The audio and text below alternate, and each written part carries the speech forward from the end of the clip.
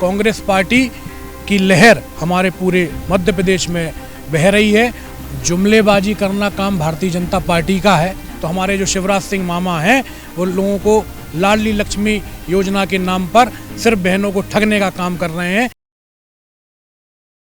नमस्कार, आप देख रहे हैं सौगंध टीवी और मैं हूं आपके साथ राधिका शर्मा। बात की जाए 5 राज्यों में जो विधानसभा के चुनाव हैं वो अगले महीने होने वाले हैं। 4 राज्यों में जो है 23 नवंबर को और राजस्थान में 25 और 26 नवंबर को जो है चुनाव होने वाले हैं। मध्य प्रदेश से दिल्ली आए हुए हैं टिकट के लिए, तो आइए बातचीत कर लेते हैं कि मध्य प्रदेश में जो राजनीति का ऊंट है वो किस करवट बैठेगा, क्या लगता है, क्या कहेंगे?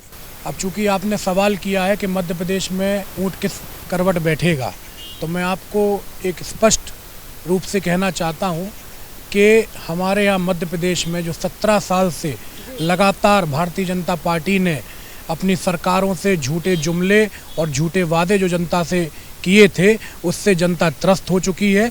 और हम लोगों की सरकार 2018 में भी जनता ने अपना जनमत देकर कांग्रेस पार्टी को विजय बनाया था और हमारे माननीय कमलनाथ जी ने जो भी जनता से वादे किए थे उनको पूरा किया था और करीब 1 करोड़ किसानों का कर्जा माफ़ भी किया था।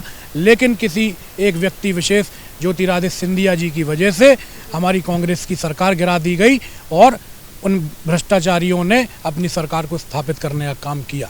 अब रही बात 2023 की, तो कांग्रेस पार्टी की लहर हमारे पूरे मध्य प्रदेश में बह रही है और माननीय कमलनाथ जी के नेतृत्व में हम लोग 150 से 155 सीटें मध्य प्रदेश में कांग्रेस जीतने जा रही है। किस तरह का जो मैनिफेस्टो एक होता है पार्टी का चुनाव से पहले, किस तरह का मैनिफेस्टो लेकर आ रहे हैं? देखिए, हमेशा कमलनाथ जी ने जो भी अपना मैनिफेस्टो चाहे 2018 में लागू किया हो या 2023 में लागू किया हो, हम लोगों ने संकल्प लिया है कि हमारी सरकार बनने के बाद हम अपनी बहनों को 1500 रुपये प्रति माह दिया जाएगा।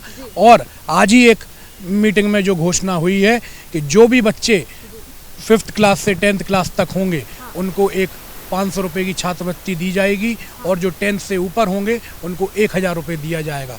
और जो हमारा बिजली का बिल मध्य प्रदेश में भाजपा की सरकार में ज़्यादा आता है, तो कांग्रेस ने वादा किया है और संकल्प लिया है कि सरकार आने के बाद आप 100 रुपये यूनिट बिजली का बिल आएगा और उससे ऊपर आएगा तो उसका आपको हाफ बिजली का बिल जमा करना पड़ेगा। अच्छा, जिस तरह से देखिए योजनाओं की आपने बात की, 1500 रुपये महिलाओं को, हिमाचल में भी देखा जाए कुछ इसी तरह का जो मैनिफेस्टो लेकर आए थे जब हिमाचल में कांग्रेस की सरकार आई थी। अगर बात की जाए आज तक हिमाचल में 1500 रुपये एक भी महिला को नहीं दिए गए हैं, तो क्या लगता है अगर बीजेपी को जुमलों की सरकार बोला जाता है तो कहीं ना कहीं कांग्रेस तो अभी आ ही रही है, तो वो भी अगर ये काम नहीं करेगी तो वो भी कहीं जुमले तो नहीं है? देखिए, जुमलेबाजी करना काम भारतीय जनता पार्टी का है। हमारे माननीय चाहे वो प्रधानमंत्री नरेंद्र भाई मोदी जी हों, उन्होंने भी लोगों को जब पहली बार चुनाव 2014 में वो लड़ रहे थे तो उन्होंने सबको ये बोला था कि हम 15-15 लाख रुपए सबके खाते में डालेंगे। आज इतने करोड़ युवाओं को हम रोजगार देंगे। आज हमारे युवा भी बेरोजगार हैं और जो मध्य प्रदेश की अगर मैं बात करूं तो हमारे जो शिवराज सिंह मामा हैं वो लोगों को लाडली लक्ष्मी योजना के नाम पर सिर्फ बहनों को ठगने का काम कर रहे हैं। कमलनाथ जी ने जो वादा 2018 में किया था कि हम अपनी सरकार बनते ही सबसे पहला फैसला जो हमारा होगा वो किसानों का कर्जा माफ़ी का होगा, उन्होंने वो करके दिखाया।